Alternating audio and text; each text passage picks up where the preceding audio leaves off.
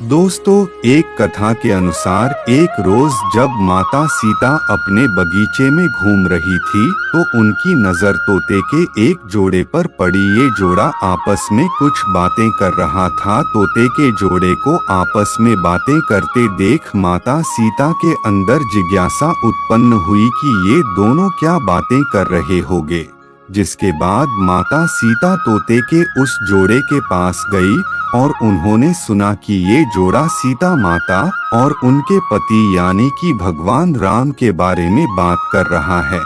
जब माता सीता ने तोतों के मुख से अपने भविष्य के बारे में इतनी सारी बातें सुनी तो उन्होंने पूछा कि तुम्हें मेरे भविष्य के बारे में इतना सब कुछ कैसे ज्ञात है। तो इसके जवाब में उन्होंने बताया वो वाल्मीकि आश्रम के एक पेड़ में रहते थे जहां हर वक्त माता सीता और भगवान राम के बारे में ही बातें होती रहती थी। तोते के इस जोड़े ने ये तक बताया कि आगे चलकर भगवान राम मिथिला आकर आपके स्वयंवर में शामिल होंगे और भगवान शिव के धनुष को तोड़कर आपसे विवाह करेंगे। अब अपने भविष्य के बारे में इतना सब कुछ जानने के बाद माता सीता के मन में अपने भविष्य के बारे में और भी जानने की जिज्ञासा हुई। जिसके बाद माता सीता ने तोते के उस जोड़े को बंदी बनाकर पिंजरे में डलवा दिया। माता सीता ने गर्भवती मादा तोते के साथ ऐसा क्यों किया? काफी कुछ जानने के बाद अब माता सीता को मादा तोते से एक लगाव हो गया था। जिसके बाद माता सीता ने नर तोते को तो पिंजरे से बाहर कर दिया, लेकिन मादा तोते को अपने पास पिंजरे में रखने का ही निर्णय लिया। अब तोतों का जोड़ा एक दूसरे से अलग हो गया था। जिसके बाद मादा तोते ने माता सीता को बताया कि मैं गर्भवती हूँ, मुझे छोड़ दीजिए। लेकिन आप सभी को ये सुनकर हैरानी होगी कि माता सीता ने उसे छोड़ने से इनकार कर दिया।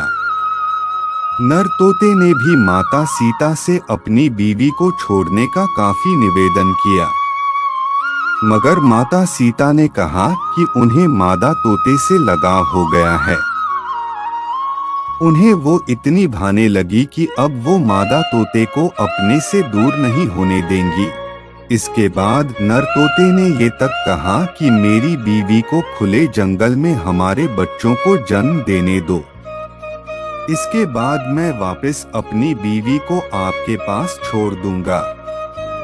मगर इस पर भी माता सीता नहीं मानी और तोते को वहां से अकेले ही जाने को कह दिया गया। 3 से 4 दिन गुजरने के बाद मादा तोते ने पिंजरे में पति वियोग के कारण दम तोड़ दिया। अब जब नर तोता अपनी पत्नी से मिलने महल पहुंचा तो उसने वहां देखा कि उसकी गर्भवती पत्नी प्राण त्याग चुकी है।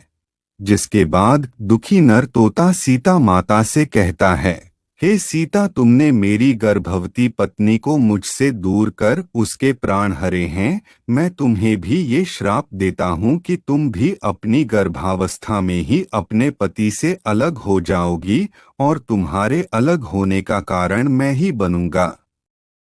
ये कहकर नर तोता वहां से उड़ जाता है। माता सीता को मिली उनके पाप की सजा। जिसके बाद वो सीधे अयोध्या जाता है और धोबी के रूप में जन्म लेता है। ये वही धोबी होता है जिसने माता सीता के रावण के चुंगल से छूटने के बाद माता सीता के चरित्र पर सवाल खड़े किए थे। और इसी का कारण भगवान राम माता सीता को उनकी गर्भावस्था में त्याग देते हैं।